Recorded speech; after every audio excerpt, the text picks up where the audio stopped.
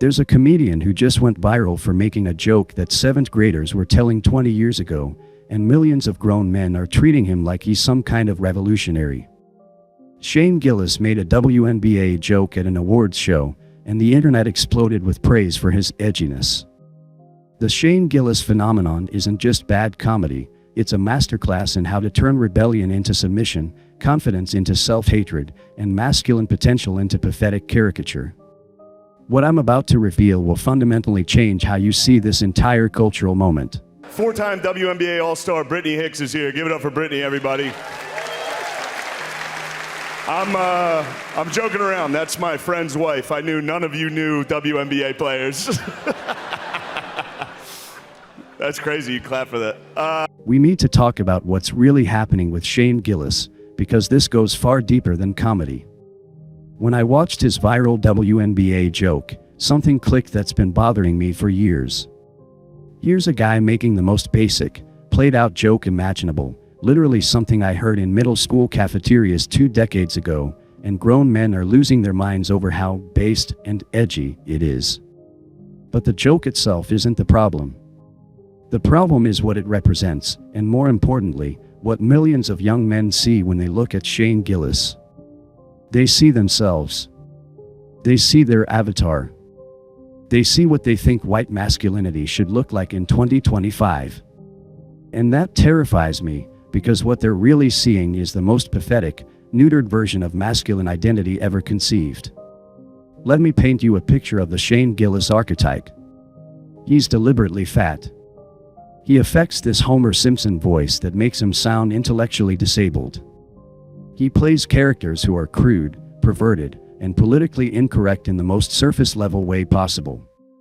His entire comedic persona revolves around being the guy who makes inappropriate jokes at work, who doesn't care about HR policies, who says what other people are thinking but are too scared to say. Shane Gillis represents what the system wants white male rebellion to look like: completely harmless, ultimately pathetic, and focused on the most trivial possible transgressions. Think about what actual rebellion looks like. Real rebels don't get Netflix specials. Real rebels don't get celebrated on social media. Real rebels threaten existing power structures in ways that matter. But Shane Gillis? His version of rebellion is making jokes that might get him a talking to from the diversity coordinator at his imaginary blue-collar job. His rebellion is being slightly inappropriate at company picnics. His rebellion is having an ironic mustache and saying, "dude," a lot. This is rebellion designed for men who have been so psychologically castrated that they think minor workplace transgressions constitute meaningful resistance. And the most tragic part is that millions of young white men think this is aspirational. But here's where it gets really dark.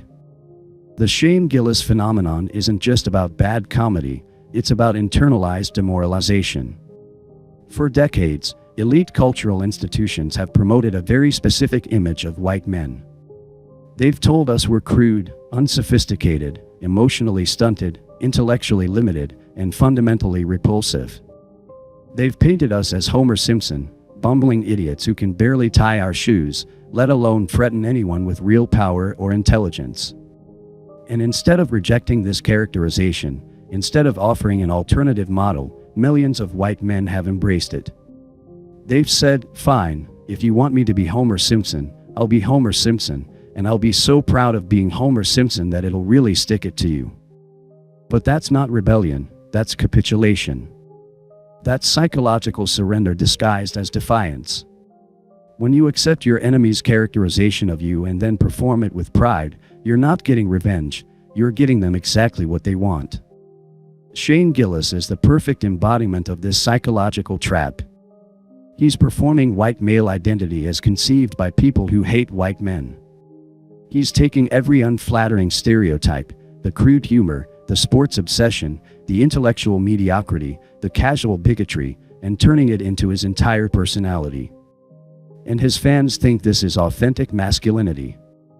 Compare this to figures like Andrew Tate or even Sam Hyde. Whatever you think of their politics or methods, they present themselves as competent, articulate, and unafraid of their own intelligence. They don't affect cartoon voices or hide behind self-deprecating humor. They don't present themselves as lovable losers who just want to make inappropriate jokes at work. Tate speaks in his real voice. He talks about serious subjects. He's not afraid to sound sophisticated or intelligent. He doesn't play the role of the harmless clown that everyone can laugh at. He presents himself as someone to be taken seriously, someone with genuine power and agency. But Shane Gillis? His entire persona is built around being the acceptable version of white masculinity, the version that poses no threat to anyone, that everyone can safely laugh at, that channels all masculine energy into the most harmless possible outlets. And this connects to a broader phenomenon I call Barstool conservatism, this culture of sports betting, crude humor, and performative masculinity that's completely disconnected from any meaningful power or achievement. It's masculinity as consumption rather than creation, as spectacle rather than substance. These men define themselves through their allegiances to sports teams they don't play for, their consumption of entertainment they didn't create, and their participation in joke communities that celebrate their own mediocrity. They think wearing the right jersey and knowing the right statistics and making the right jokes makes them masculine, but all it really makes them is consumers. Real masculinity isn't about consumption, it's about creation, achievement, and the accumulation of genuine power and competence. It's about being someone worth taking seriously, someone who poses a legitimate challenge to existing hierarchies, someone who creates value rather than just consuming it. When I think about aspirational masculine figures, I think about polymaths like Ted Kaczynski, not because of the terrorism, but because here was a man so intellectually formidable that the entire FBI couldn't stop him. A mathematician, a philosopher, a survivalist who operated as a one-man army against the most powerful institutions in the world. That's the level of competence and intellectual firepower that men are capable of.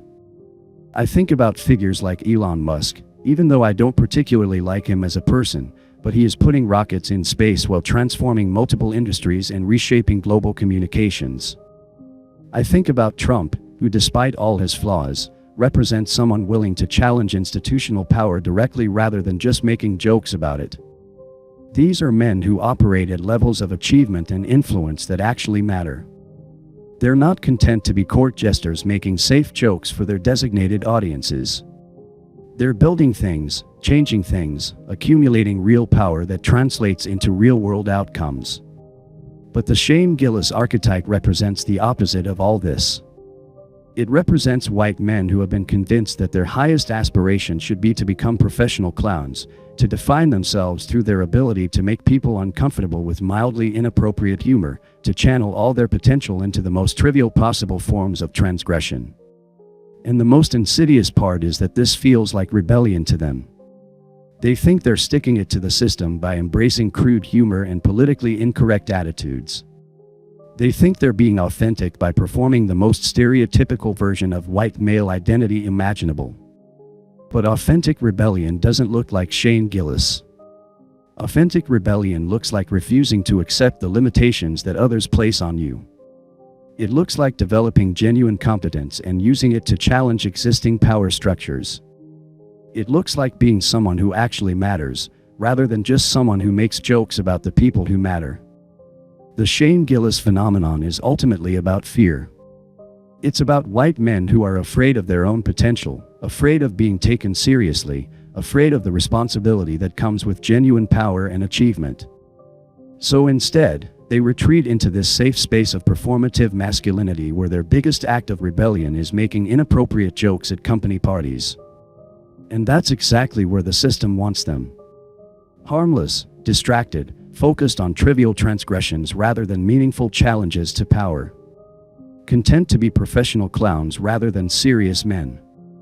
Satisfied with being Homer Simpson rather than aspiring to be something greater. Our potential isn't limited to crude humor and sports trivia and workplace inappropriateness. But as long as millions of young men see Shane Gillis as their avatar, as long as they define masculinity through consumption rather than creation, as long as they mistake performance for authenticity and entertainment for achievement, they'll never reach that potential. They'll remain exactly where the system wants them, harmless, distracted, and ultimately irrelevant. The choice is simple. You can be Shane Gillis, or you can be something that actually matters.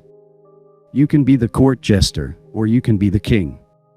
You can make jokes about power, or you can accumulate power. You can perform masculinity, or you can embody it. And the longer we pretend that the Shane Gillis archetype represents authentic masculinity rather than psychological surrender, the longer we'll remain trapped in this pathetic parody of what we could actually become.